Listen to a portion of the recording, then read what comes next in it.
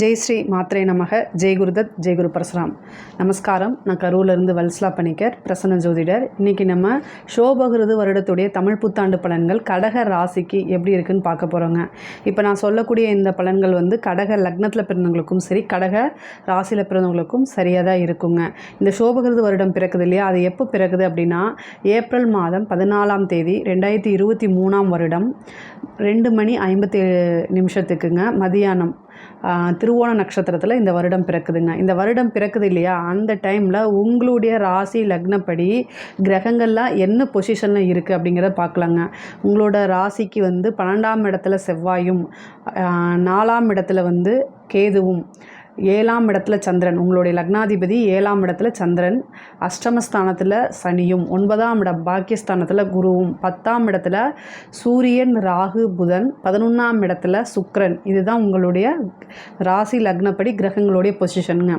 பொதுவாகவே அஷ்டமத்து சனி உங்களுக்கு ஸ்டார்ட் ஆகிருக்கும். கடக ராசி கடக லக்னத்தில் இருக்கவங்களுக்கெல்லாம் நிறைய பேர்த்துக்கு சனியோடைய பாதிப்பு தொடங்கி இருக்கும்.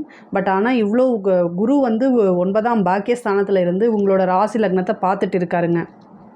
இப்போது இந்த ஏப்ரல் 22ஆம் தேதிக்கு மேலே குருவும் பெயர்ச்சி ஆயிடுவார். உங்களுடைய ராசி லக்னத்திற்கு குரு என்ன செய்ய மாட்டார், பார்வை கிடையாது. பட் ஆனால் 2ஆம் இடத்தை பார்க்குறாரு. எக்கனாமிக்கலாக உங்களுக்கு ஓகேவாக இருக்கும். பட் ஆனால் மற்ற விஷயங்கள் எல்லாத்துலேயுமே நீங்கள் ஒரு நிறுத்தி நிதானமாக தான் ஒவ்வொரு ஸ்டெப்பும், அதாவது கடக ராசியை பொறுத்த வரைக்கும் நீங்கள் வைக்கக்கூடிய ஒவ்வொரு ஸ்டெப்பும் நிறுத்தி நிதானமாக யோசித்து செயல்படணும். இந்த டைமில் உங்களுக்கு சம்டைம் வந்து என்ன யோசிக்கக்கூடிய தன்மையை இழக்கணும்.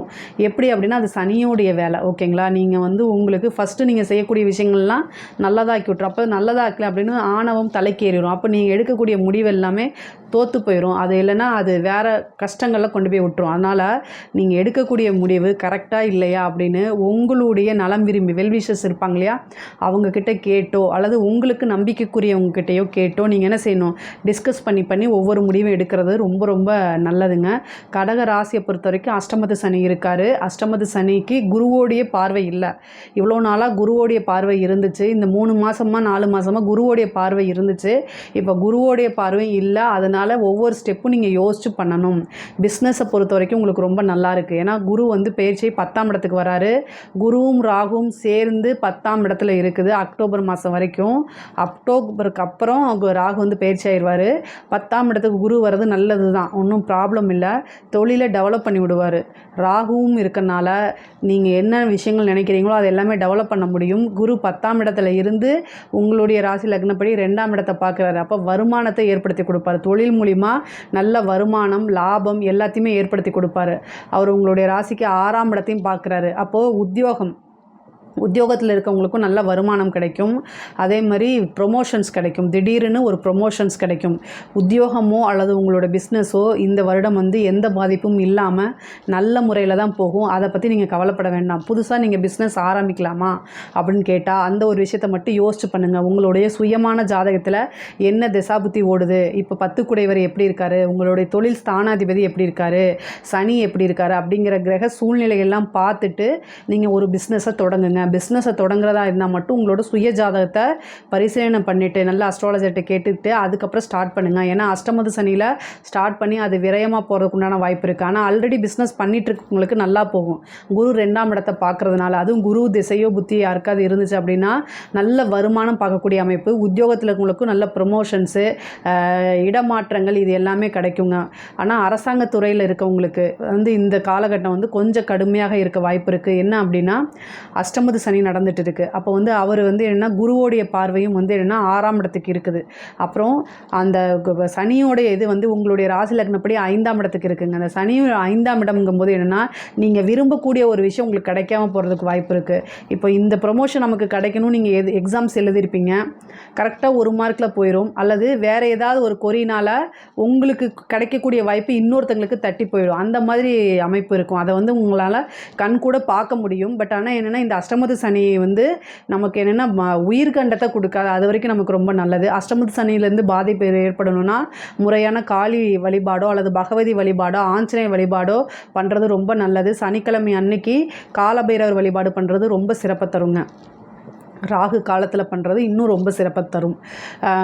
அரசியல் துறையில் இருக்கவங்களுக்கு படிப்பு எப்படி வரும் அப்படின்னா, படிப்பை பொறுத்த வரைக்கும் 4ஆம் இடத்துக்கு வந்து பார்த்திங்கன்னா குருவோடைய பார்வை இருக்குது. 4ஆம் உங்களுடைய ராசி லக்னப்படி 4ஆம் இடத்துக்கு வந்து குரு பார்வை வரனால படிப்பில் வந்து நல்ல முன்னேற்றம், மாற்றங்கள், அடுத்தடுத்து உயர்கல்வி இந்த மாதிரி விஷயங்கள்லாம் நல்லா ஸ்மூத்தாக போயிடும்.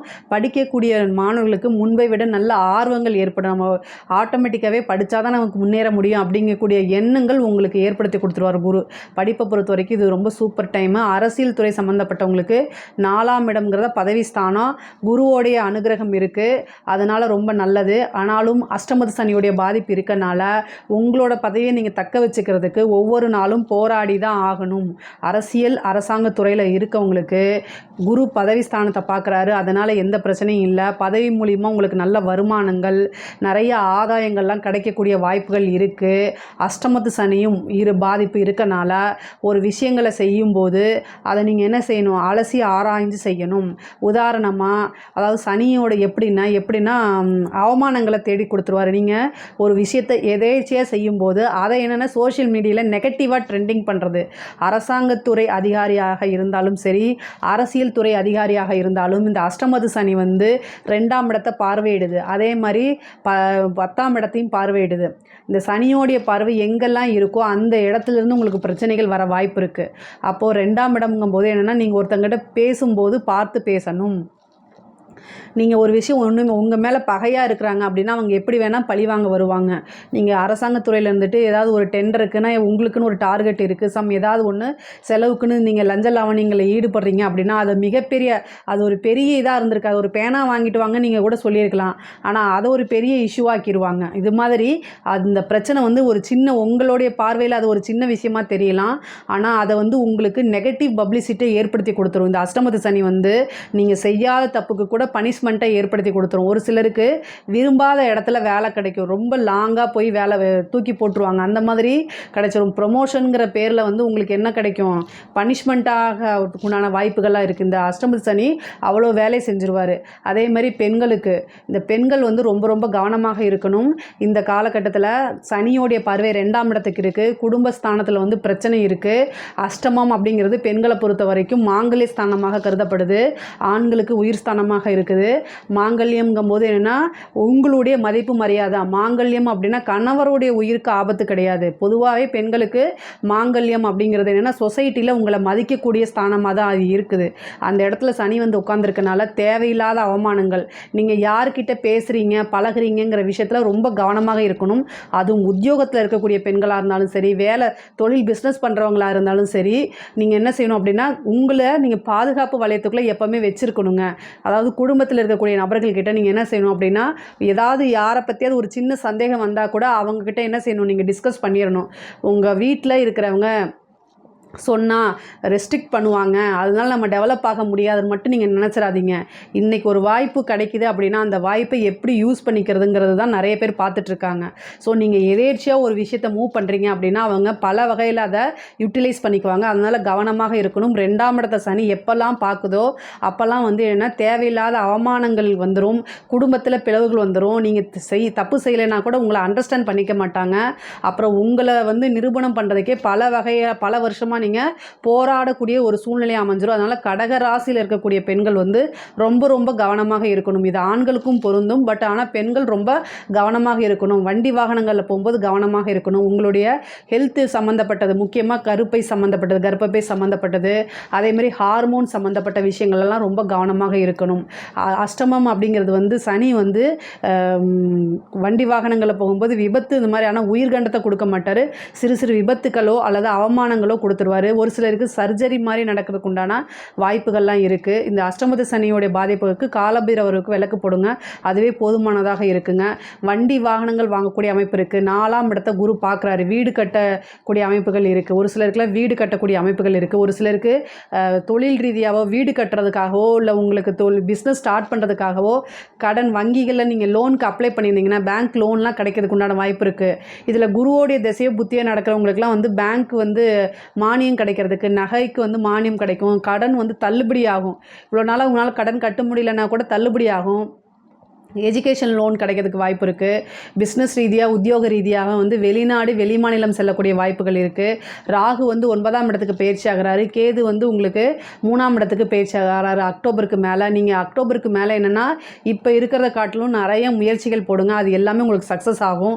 9ஆம் இடத்துக்கு வரக்கூடிய ராகு வந்து நல்ல பேர் புகழையெல்லாம் பெற்றுக் கொடுக்க வாய்ப்பு இருக்குது. அதுவும் கலைத்துறையில் இருக்கவங்களுக்கு ரொம்ப அற்புதமான காலம். அக்டோபரில் வந்து கலைத்துறையில் இருக்கவங்களுக்கு ரொம்ப சூப்பரான காலம். உங்களுடைய பேர் வந்து ஓவர் நைட்டில் பிரபலியமாகிறதுக்கு உண்டான வாய்ப்புகள்லாம் இருக்குது. நீங்கள் எதிர்பார்த்துருக்க மாட்டீங்க, திடீர்னு ஒரு கம்பெனிலேருந்து உங்களுக்கு ஆஃபர் லெட்டர் வரும், அங்கே போய் நீங்கள் உங்களோட திறமைகளை காமிக்கிற மாதிரி வரும், அவார்டு வாங்குறதுக்கு உண்டான அமைப்புகள் இருக்குது. நீங்கள் யார் அப்படின்னு இந்த உலகத்துக்கு தெரியக்கூடிய அமைப்புகள்லாம் வந்து இந்த 9ல் வரக்கூடிய பாக்கிய ஸ்தானத்துக்கு வரக்கூடிய ராகு அதை கொடுத்துருவாருங்க. 9ஆம் இடத்துக்கு ராகு வர்றது ரொம்ப நல்ல அதிர்ஷ்டமான செயல் தான் உங்களுடைய இதுக்கு. இந்த அஷ்டமத்து சனியோடைய பாதிப்பு வந்து 9ஆம் இடத்துல ராகு வரும்போது அதை அப்படியே மாற்றி கொடுத்துருவாரு. அப்போ என்னென்னா பேர் புகழ்லாம் வரக்கூடிய வாய்ப்பு இருக்குது. அதே தந்தை வழி சொத்துக்கள், உயில் சொத்துக்கள்லாம் வரும், தாய் வழி சொத்துக்கள்லாம் வரும், பாகப்பிரிவினை வரும், இளைய சகோதரன் சகோதரி வழியிடைய ஆதரவுகள் கிடைக்கும். உங்களுக்கு வந்து குடும்பத்தோடைய, அதாவது இந்த அஷ்டமத்து சனியில் வந்து குடும்ப நபர்கள் புரிஞ்சுக்க மாட்டாங்கன்னு சொன்னேன் இல்லையா, இந்த கேது வந்து உங்களுக்கு 3ஆம் இடத்துக்கு வரதுனால உங்களுக்கு இளைய சகோதரனோடையோ அல்லது சகோதரியோடையோ வந்து என்னென்னா சுமூகமான உறவு ஏற்படும், அவங்களுடைய ஆதரவுகள் கிடைக்குங்க. அதே மாதிரி பிரயாணம் அடிக்கடி மேற்கொள்ள, அதாவது உத்தியோக சம்பந்தமாகவோ அல்லது நீங்கள் பார்க்கக்கூடிய பிஸ்னஸ் சம்பந்தமாகவோ வந்து சிறு சிறு அலைச்சல்கள் ஏற்படும். நீண்ட தூர பிரயாணம் வந்து அது புனித யாத்திரையாக இருக்கலாம் அல்லது டூர் மாதிரி போயிட்டு வரக்கூடிய அமைப்புகளை ஏற்படுத்தி கொடுக்கலாம். 9ஆம் இடம் தான் உபாசனை, திடீர்னு ஒரு உபாசனை, ஒரு பெரிய மனிதர்களுடைய ஆதரவுகள் கிடைக்கும். பாக்கியஸ்தானத்துக்கு உங்கள் குரு வரதுனா ராகு வரதுனால பெரிய மனிதர்களுடைய சொசைட்டியில் மதிக்கத்தக்க நபர்களுடைய பழக்க வழக்கங்கள் ஏற்படும், அவங்களுடைய ஆதரவுகள் கிடைக்கும். அதே மாதிரி நீங்கள் யார் அப்படிங்கிற ஒரு விஷயம் பிரபலியமாகக்கூடிய வாய்ப்பு. 9ஆம் இடம் தான் பிரபலியம். அதே மாதிரி ஒரு குருவோடைய பிளெஸ்ஸிங்ஸ் கிடைக்கும், மந்திர உபாசனை எடுக்கக்கூடிய அமைப்புகள்லாம் கிடைக்குதுங்க. 9ஆம் இடத்துக்கு வரக்கூடிய ராகு வந்து சகல விதமான சௌபாக்கியங்களும் கொடுக்கக்கூடிய அமைப்பு இருக்குது. குரு வந்து 10ஆம் இடம்ங்கிறனால தொழில் மூலியமாக நல்ல லாபம், வருமானம், திடீர் அதிர்ஷ்டம், இது எல்லாத்தையும் கொடுப்பாருங்க. அந்த ராகும் நல்லா இருக்குது. உங்களுக்கு ஒரே ஒரு மைனஸ் என்னென்னா சனி தான். அப்போ அந்த சனியோடைய விஷயத்தில் மட்டும், அஷ்டமத்து சனியில் மட்டும் நீங்கள் ஒரு விஷயத்தை கவனமாக இருக்கணும். நான் ஏன் திரும்ப திரும்ப சொல்கிறேன் அப்படின்னா, சனி வந்து திடீர்னு ஆயில் கண்டத்தெல்லாம் கொடுக்க மாட்டார். இந்த அஷ்டமத்து சனி வந்து என்னென்னா கொடுக்கறது எப்படி கொடுப்பாரு அப்படின்னா, நீங்கள் செய்யக்கூடிய செயல் நடத்தையிலிருந்து தான் பனிஷ்மெண்ட்டை கொடுப்பாரு.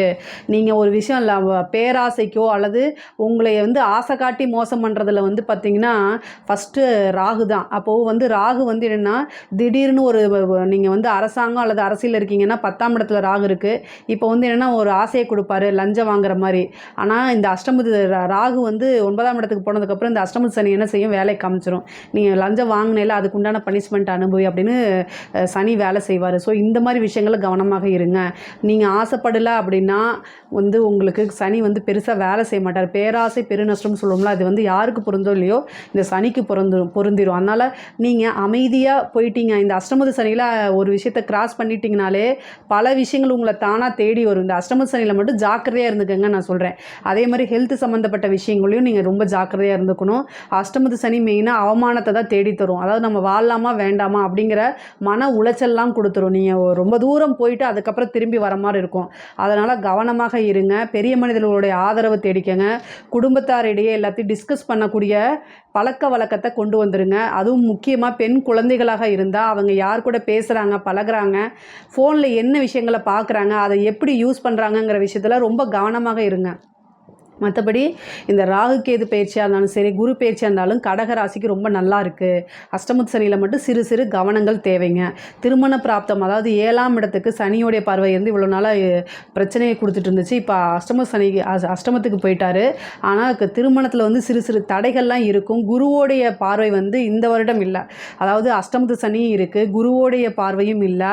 அப்போ திருமணத்தில் வந்து சிறு சிறு தடைகள்லாம் இருக்குது, தாமதங்கள் இருக்குது, ஏதாவது ஒரு ப்ராப்ளம் வரும். அதனால் குரு பார்வை வரும்போது பண்ணுறது ரொம்ப நல்லது. ஒரு வருட காலத்துக்கு அப்புறம் அந்த பிராப்தம் வருது, அந்த டைமில் நீங்கள் பண்ணிக்கிறது ரொம்ப ரொம்ப நல்லதுங்க.